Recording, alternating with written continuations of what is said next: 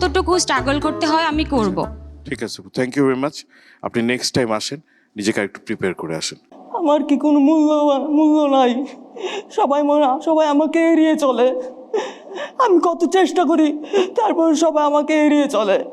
মা বলেছে সব কিছু ঠিক হবে, কিন্তু মা কি জানে আমার বুকের ভেতর কতটা ফাঁকা আছে? বুকের ভেতর কত ফাঁকা আছে।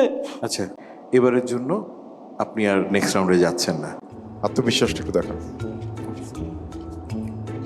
শোনো, আমাকে ছোট ভেবো না।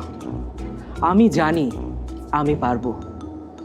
সবাই তো বলেছিল আমি নাকি কিছু করতে পারবো না, কিন্তু আমি প্রমাণ করে দিয়েছি তারা ভুল। আমি তাদের চোখে আঙুল দিয়ে দেখিয়েছি চাইলেই পাহাড় টপকানো সম্ভব, চাইলেই পাড়ি দেওয়া সম্ভব 100 সাগর। আপনি আরেকটু প্রস্তুতি নিয়ে তারপরে এসেন।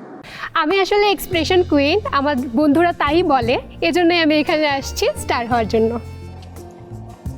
আসসালামু আলাইকুম। এরপরে হচ্ছে আমাদেরকে স্ক্রিপ্ট দেওয়া হলো, সেখান থেকে 2টা বাছাই করলাম, রাগ ও আত্মবিশ্বাস। তো আমরা স্টেজে গেলাম, তখন সেখানে আমাদেরকে একটা করতে দেওয়া হলো। বিভিন্ন কম্পিটিশনে আমি পার্টিসিপেট করেছি, আর সেখান থেকে আমার টুকটাক শেখা। এখন কোনটা শিখে আসছেন? রাগ, আত্মবিশ্বাস। মরে গেছে, বাদ দেন, এরা নিয়ে যান হসপিটাল নিয়ে যান, শেষ। যাও, তুমি মারা গেছো, আর তোমার কোনো কাহিনী নেই। না না না না, ওকে ওকে কাট, ও দিয়ে দেন বেঁচে না। থাক, বেঁচে থাক।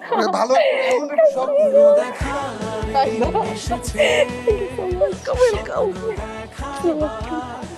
এরপর আমি স্টার কার্ডটা পেলাম, আমি অনেক বেশি খুশি ছিলাম।